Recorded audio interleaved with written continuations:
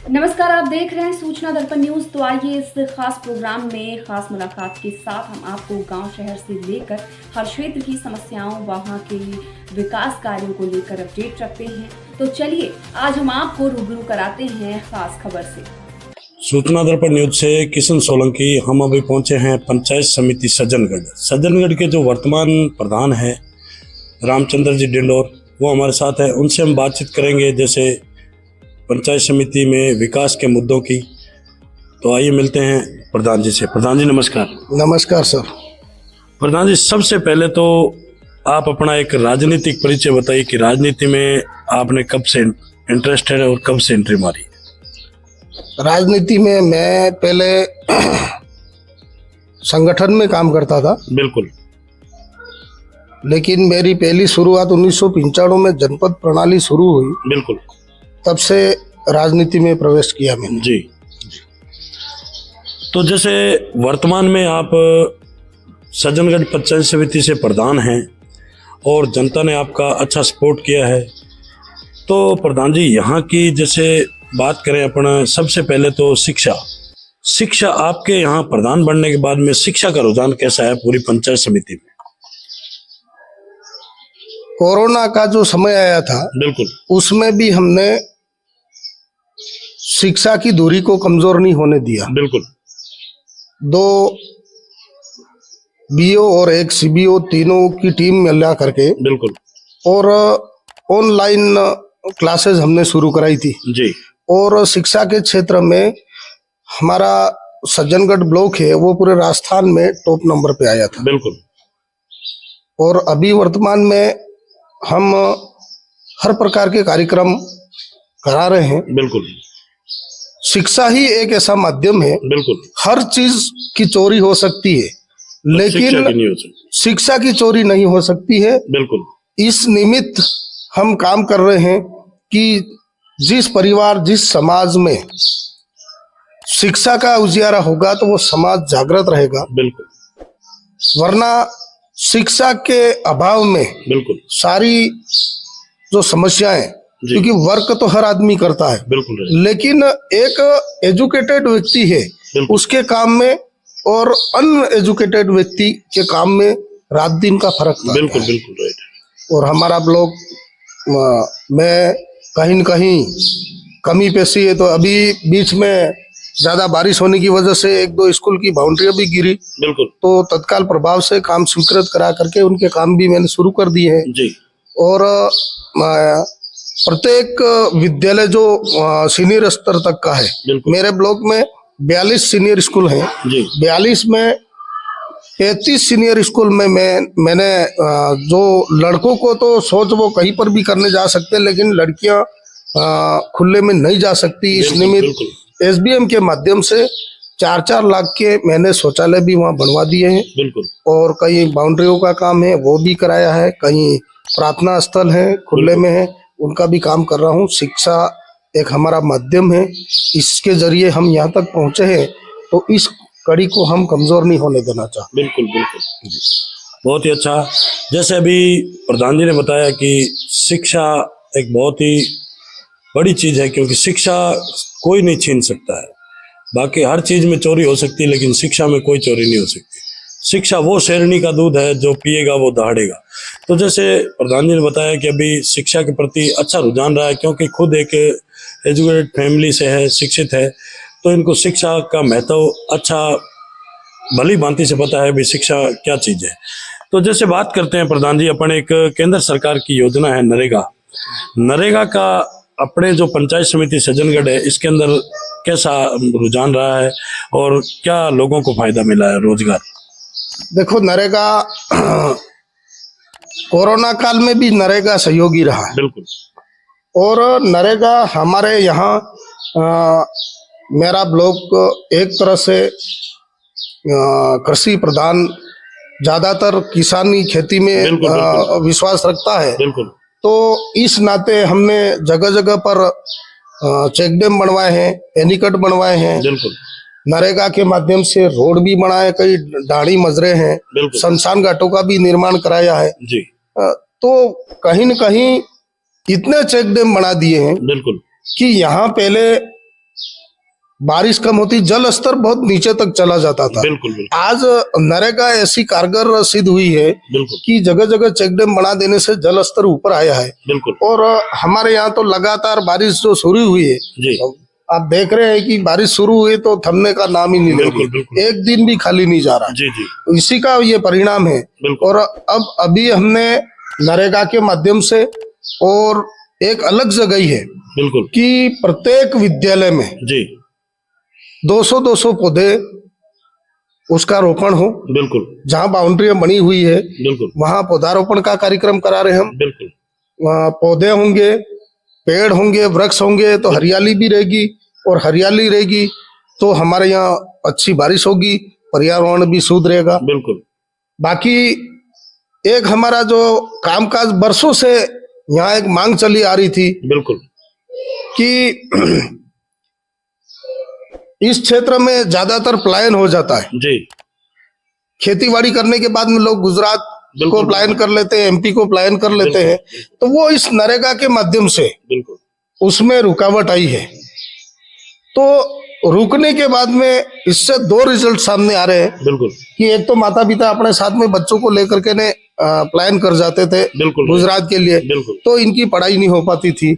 आज इस नरेगा के माध्यम से इसमें गिरावट आई है। और दूसरी, हमारे पूर्व कैबिनेट मंत्री रहे राजस्थान सरकार में बिल्कुल महेंद्र जी मालविया साहब, बिल्कुल जिन्होंने हमें एक वरदान दिया है, बिल्कुल माही की जो अपर हाई लेवल कैनाल बिल्कुल यहाँ दे करके, तो जो ये पलायन वाली जो स्थिति है, बिल्कुल नहर का काम शुरू हो गया है। बनास नदी पे जगह जगह इन्होंने बड़े बड़े एनीकट दिए हैं, बिल्कुल, जिसमें गराड़िया का एक एनीकट तो हमारा 90 करोड़ का है। बिल्कुल बिल्कुल। तो जल होगा तो कल हमारा अच्छा होगा। बिल्कुल बिल्कुल। और वो स्थिति मैं तो सम्माननीय मालविया साहब को धन्यवाद देना चाहता हूँ बिल्कुल कि हमारी इस पंचायत समिति में आपने नहर अपर हाई लेवल कैनाल ला करके और यहाँ हरा भरा को एक जीवन दान दिया है। बिल्कुल। यहाँ की जनता इनको पीढ़ियों याद करेगी। बिल्कुल बिल्कुल। लेकिन एक थोड़ा सा दुख और दर्द भी है बिल्कुल कि अभी आज की तारीख में हर 5 साल में सांसद तो बनते रहेंगे। बिल्कुल राइट। लेकिन यहाँ की जनता भोली भाली है, इनको स्थानीय नेताओं ने थोड़ा गुमराह कर दिया। बिल्कुल। कुछ परिस्थितियां ऐसी जगी जिसकी वजह से हमारे मालविया साहब को हार देखनी पड़ी। बिल्कुल बिल्कुल। 40 सालों में पहली बार हार देखनी पड़ी है। बिल्कुल राइट। और देश के प्रधानमंत्री नरेंद्र मोदी जी ने और अमित शाह जी ने, जेपी नड्डा जी ने इनको मतलब आश्वस्त किया था कि आपको हम टिकट दे करके सांसद बना करके केंद्र में हम मिनिस्टर बनाएंगे। वो एक मौका हमारा चूक गए। बिल्कुल। सांसद तो हमेशा 5 साल में बनते रहेंगे, लेकिन ये जो मौका था, ऐसा मौका वापस कभी आने वाला नहीं है। अगर साहब जीतते, मिनिस्टर बनते, तो इस क्षेत्र के लिए इन्होंने कोई कसर नहीं छोड़ी और ये पूरा एक तरह से बांसवाड़ा डिस्ट्रिक्ट हरा भरा हो जाता और खुशहाली भर जाती। लेकिन 10 साल इसमें जरूर पीछे हुए। बिल्कुल बिल्कुल बिल्कुल। बहुत ही अच्छा। तो जैसे अभी प्रधान जी ने बताया है कि पेयजल के लिए कोई संकट नहीं है, क्योंकि यहाँ बात करें तो ये किसान वर्ग का बेल्ट है, छोटे मोटे खेत है लोगों के, और लोग जैसे अभी नरेगा के जो आप प्रधान जी ने बताया, नरेगा की जो योजना है उसके तहत जैसे यहाँ के जो गरीब तबके के जो लोग हैं, मजदूरी करने वाले, तो वो यहाँ से पलायन करके कहीं गुजरात, कहीं महाराष्ट्र, कहीं भी अपना रोजगार कमाने के लिए जाते थे। लेकिन नरेगा से इतना फायदा मिला है कि नरेगा की वजह से वो यहाँ उनको रोजगार भी मिल रहा है और उनके बच्चे हैं वो भी आज शिक्षित होते जा रहे हैं, क्योंकि विद्यालय में जा रहे हैं टाइम टू टाइम, क्योंकि यहाँ रह रहे हैं तो उनको स्कूल जाना भी बहुत आसान हो गया और पढ़ाई के अंदर बहुत ही अच्छे है। तो जैसे बात करें प्रधान जी, एक नरेगा की ये अपने केंद्र सरकार की एक अभी योजना चल रही है, जल जीवन मिशन योजना, उसके तहत अपनी पंचायत समिति में कैसा विकास हो रहा है, क्या चल रहा है? जल जीवन मिशन में अभी कुछ टेंडर हुए हैं जी। पहले भी हमने यहाँ एनीकट वगैरह, उसमें क्या है कि कुछ पंचायतें चयनित होती है। बिल्कुल। तो हमारी अंदेश्वर, नवागांव, इसके बाद में इटाला, जी। सागवा, बिलड़ी और सकरवाड़ा, इन पंचायतों में काम हुए थे। बिल्कुल। ये तीसरा फेज चल रहा है। बिल्कुल। अभी चौथे फेज में हमने मऊड़ी, गोदावाड़ा, जीवाखोटा जी। और ये पंचायतें ली है। बिल्कुल। इसकी शुरुआत हुई थी कसारवाड़ी और उधर लास्ट चौर से। बिल्कुल। एमपी के बॉर्डर से शुरुआत हुई थी। जी। जल जीवन मिशन में कुएं भी खुदे हैं जी। काफी मात्रा में कामकाज हुआ है। बिल्कुल बिल्कुल। और आज उन कुओं में पानी आया, लोग खेतीबाड़ी कर रहे हैं, सिंचाई कर रहे हैं। बिल्कुल। आज से पहले 20 साल पहले हमारा ये सज्जनगढ़ बेल्ट है वो कसारवाड़ी से लगा करके गराड़िया तक बिल्कुल सूखा पड़ा रहता था। बिल्कुल राइट है। सिंचाई का कोई स्रोत नहीं था। बिल्कुल सही। लेकिन जल जीवन मिशन, नरेगा योजना बिल्कुल और अन्य प्रकार की योजनाओं के माध्यम से बिल्कुल यहाँ पर ओपन कुएं भी खुदे हैं। जी। पहले केशववाड़ी योजना चली थी, उस केशववाड़ी योजना में हर ग्राम पंचायत में 25-25 कुएं एक सालाना में खुदते थे। बिल्कुल। इस तरीके से एनीकट बना करके, कुएं खोद करके, तालाब बना करके यहाँ के जल को बिल्कुल रोकने का काम किया है और वो सिंचाई में काम आ रहा है। जी जी, बहुत ही अच्छा। तो प्रधान जी जैसे बात करेंगे अपन एक नरेगा की, फिर जैसे तो नरेगा के अंदर जो पक्के और कच्चे वर्ग का जो 60-40 का रेशा है, उसके अंदर आज आपके जो जनप्रतिनिधि है, सरपंच है, उनसे भी हम मिले हैं कईयों से, और वैसे देखें तो पूरे राजस्थान की स्थिति ऐसी है कि आपका जो कार्यकाल है, आपके जो सरपंच है, जनप्रतिनिधि, उनका कार्यकाल है वो लगभग बात करें तो कांग्रेस की सरकार में निकला है, और अभी बात करें तो राजस्थान में भाजपा की सरकार है। तो जैसे हमने, क्योंकि आपके जो सरपंच है उन्होंने पूरे राजस्थान की बात करें तो अभी जैसे धरने प्रदर्शन किए, तालाबंदी भी की, लेकिन जो नरेगा का जो 60-40 का जो रेशा है, पक्के वर्ग का जो माल मटेरियल का बजट है, वो समय पर नहीं आने के कारण ग्राम पंचायतों में जो विकास करवाना चाहते थे जनप्रतिनिधि, वो नहीं करवा पा रहे हैं। और जैसे एफएफसी, एसएफसी, इनकी भी किस्तें हैं जो रुकी हुई है। तो अभी जैसे सरकार ने आश्वासन दिया था कि भाई 15 तारीख तक हम जो भी बजट है नरेगा का और एफएफसी, एसएफसी की जो किस्तें हैं वो डाल देंगे। तो इस पे आप क्या कहेंगे? अगर बजट कल 15 तारीख है, 15 तारीख तक नहीं आता है तो आप क्या कहेंगे? सर, बजट का सवाल है, 60-40 का रेशो है, उसको हम एज ए हमने क्या है कि हमारी टेंडर प्रक्रिया चल रही है। बिल्कुल। प्रत्येक ग्राम पंचायत में हम विद टेंडर के माध्यम से काम करा रहे हैं। और इसमें ठेकेदार है, वो जो फर्में हैं बिल्कुल वो काम करती है। बाकी 60-40 के रेशो मेंटेन वाली बात आती है तो उसमें यूं है कि लेबर का सारा पेमेंट है वो तो लेबर के खाते में जाता है। बिल्कुल। बाकी जो मटेरियल का पेमेंट है वो फर्म के माध्यम से या सरपंच अपने माध्यम से बिल्कुल उन कामों को पूरा कराता है। बिल्कुल। और काफी मात्रा में काम हुए हैं। रही बात पैसे आने वाली, तो हमारा 15वें वित्त आयोग एफएफसी, एसएफसी की जो राशि है वो रुकी हुई है और आना शुरू भी हो गया है।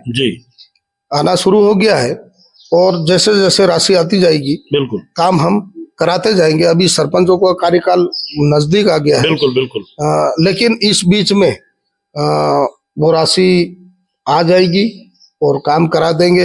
अभी हमारा ऑडिट का काम चल रहा है जी, ऑडिट करा रहे हैं क्योंकि 4 महीने का जो सरपंचों का कार्यकाल बचा है उनमें इनका हिसाब किताब दे करके एसएफसी, एफएफसी की जो राशि का सवाल है वो क्या है कि कहीं न कहीं सरपंचों ने धरना प्रदर्शन तो किया बिल्कुल, लेकिन कहीं न कहीं हमारी भी एक अपनी गलतियां रही है। बिल्कुल कि राज्य सरकार हमको फंड देती है, उसका हमें हिसाब मांगती है, समय पे हिसाब दे देना चाहिए।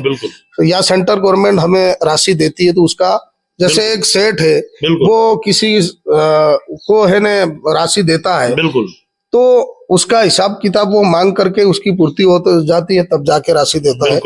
हमारी ऑडिट का काम चल रहा है, हिसाब किताब देने का काम चल रहा है, वो देते ही राशि हमारे पास में आ जाएगी। जी जी, बहुत ही अच्छा।